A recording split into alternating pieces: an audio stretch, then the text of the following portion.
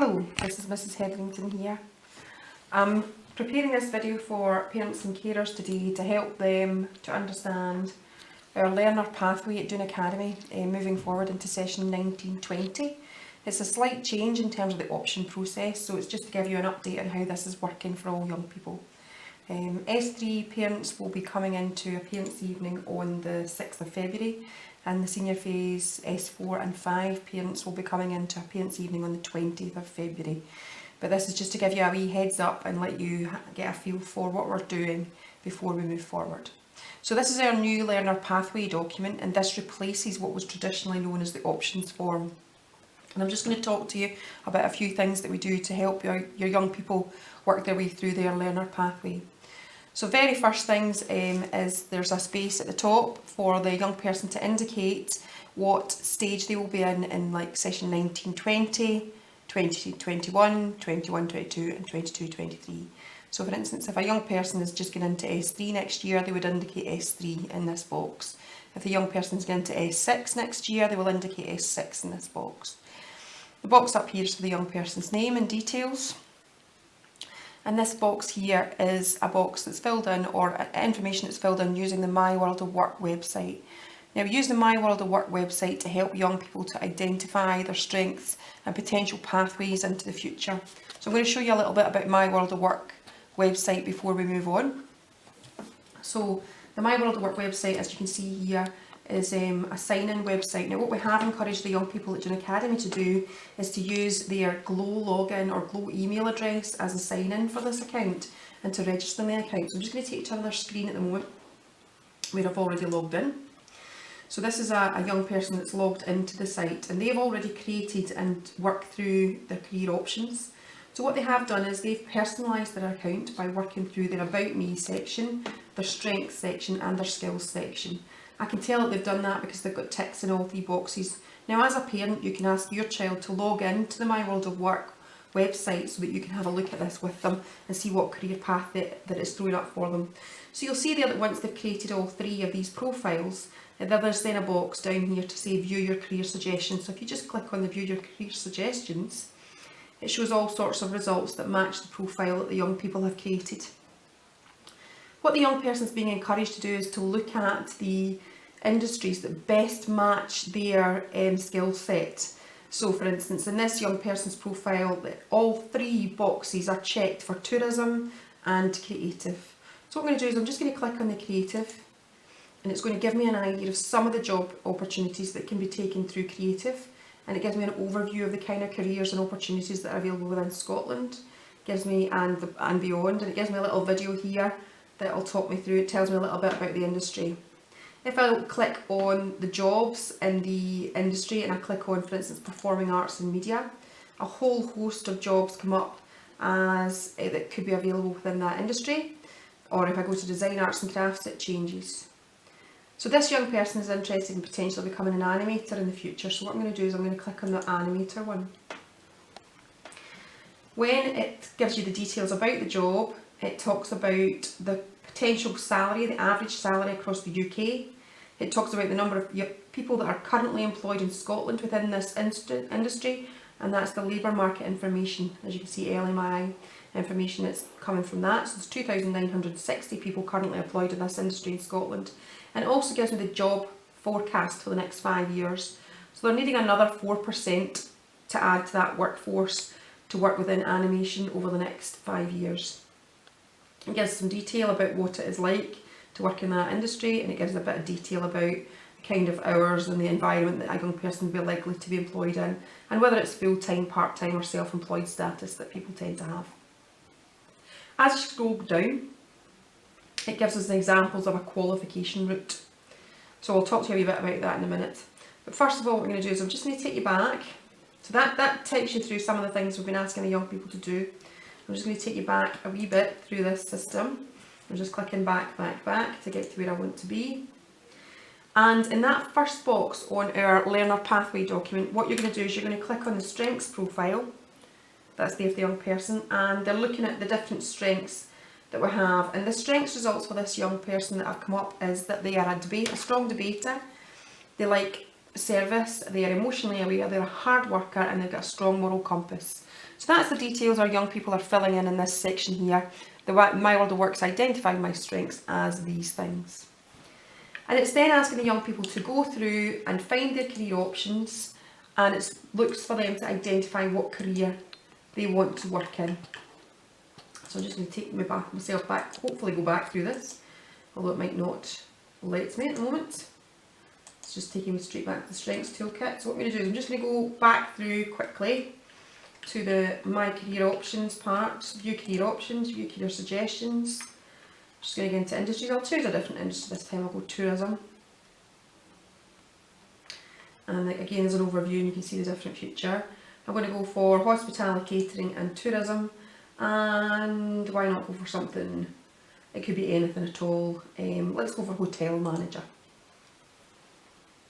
So the hotel manager comes up and it tells you that this is the average salary in the UK, currently employed in the UK, 6,308, and the next 5-year job forecast with the detail available, 7% increase, almost an 8% increase in this area. And there's a video from Skills Development Scotland. And most people are employed full time. But if we go down to the bottom of the page, what we see is that they discover my route into this career path. And it starts to load up the career path that's possible for this young person. And what I'm going to do is I'm kind of looking to think, what would this young person want to start choosing as they start to choose their options. And I'm actually going to look towards their end of their learner journey, and I'm hoping that by the end of their learner journey they'll be working at SCQF level 6 or equivalent to higher. So if I've clicked forward a few steps and I've found out that the suggested subjects that it's looking for this career path are maths, English, business management, ICT, modern languages and health and food technology that may be useful. And if I go find out more, it says that hires are usually taken in school and they're graded A to D and they typically take 1 year. So it gives you that level of detail. It also suggests that a foundation apprenticeship in business skills may be quite a good way to go in order to get into this career path. So what I'm then looking to do is I'm then looking to create a learner pathway for this young person. If this young person was just going into S3, for instance, I'd be looking to use the learner pathway and fill in the subject areas that the young person wants to take down here, up to 6 in S4, 5 and 6, and I'd be looking to do that. From those subjects, so for instance, if I know that the young person needs to have an ICT course, let's say something like business management or computing, and it needs to be a higher level, I would map backwards. So in order to get to higher computing or business management in S5, you need to have done, or it's best to have done it in S4 and done it at level 5. In order to do that, you need to have done it in S3 and done it at level 4. So there's a minimum criteria in order to enter level 5 in S4 or national 5 in S4, and that minimum criteria is kind of 4.3, what we're calling 4.3, what used to be called 4th level consolidating. So that's the kind of level we're looking at in order to move forward and progress. So each of your children have now mapped through their journey across the school and mapped what they're looking to achieve in pencil for the whole of their next senior phase years across their time at Doon Academy. From that, what we're going to ask you to do is we're going to ask you to come in, we're going to ask you to meet with the guidance teacher and the representative from Skills Development Scotland, where you're going to work through whatever year your young person's going into. You're going to work through their list and then you're going to sign it off with your child on that meeting date, and we're hopefully going to map our curriculum to suit the needs of all the children at Doon Academy. Now obviously that is quite a big undertaking. I wouldn't say it's any bigger an undertaking than doing it from a standard option form, but what I would say is, as with any options process, there is never a guarantee that all subjects will be able to offer for all children. It depends on how many people take that subject in the school. When you come into the school to visit, there'll be a list of subjects that are available in school, but there are also other subjects and other options. As you can see, one of the things that this website is suggesting is a foundation apprenticeship is a potential offer that you could take to get into this hospitality management. And the foundation apprenticeship prospectus is available through Ayrshire College. Now obviously I've got some paper copies within the school that gives you details about different foundation apprenticeships that are available across Ayrshire, and it tells you all the stuff you need to know about it and what the progression routes into different career paths etc. are. So there's lots of really good information in there. But what I would do is I would direct you to, that's on offer at Ayrshire College alongside the School College Partnership course guide. So we work in partnership with Ayrshire College, and there are a number of courses at different levels that we sometimes struggle to offer in the school, which are available at Ayrshire College. And those courses typically run for us on a Monday and a Wednesday afternoon, or a Tuesday and a Friday afternoon. And it just depends what course your young person chooses as to whether or not they can get into that college course. One other thing to mention about college courses and foundation apprenticeships is you have to go through an interview process, and the interview process really selects the young people that are capable of getting into the college. If you choose to go to college as part of your school week, what we will do is we'll reimburse you the costs for travelling to the college as well, and that's reimbursed through just providing your bus ticket back to the office, and the office will provide you with the costing information. However, for you guys to see all the information that's available through Ayrshire College, the best thing to do is to go onto the Ayrshire College website.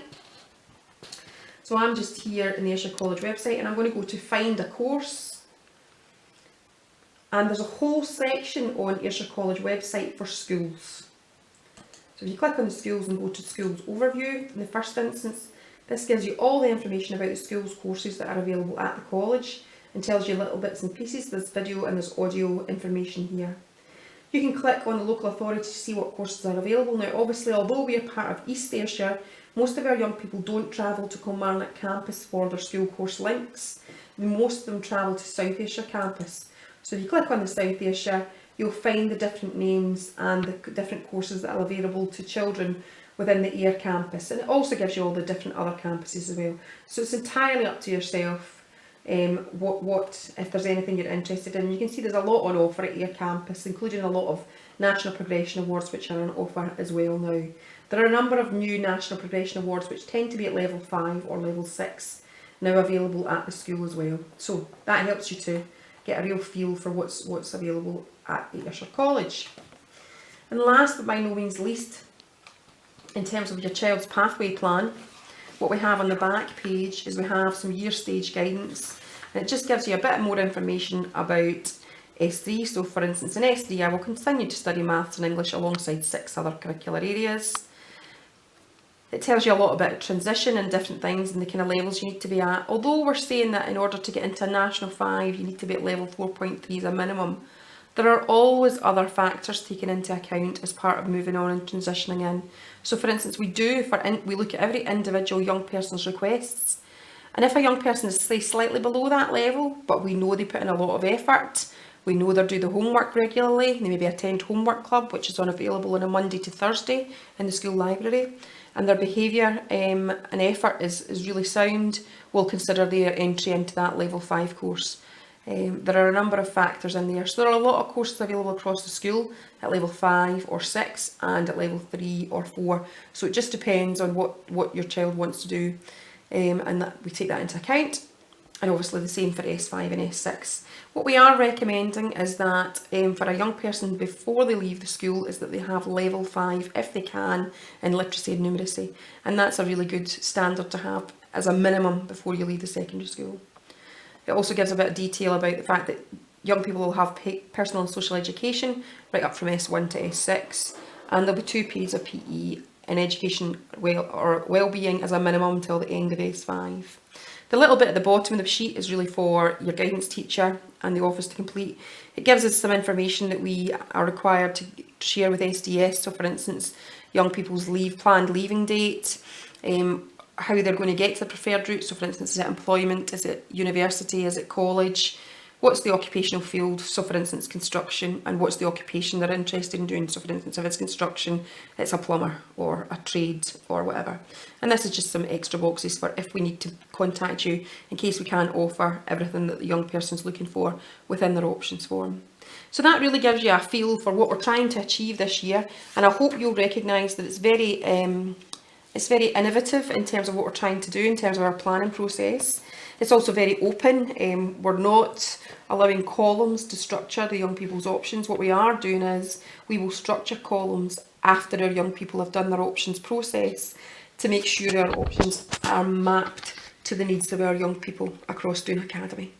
So I hope you find that helpful, and I'm looking forward to seeing you all at Parents' Nights. Thank you very much.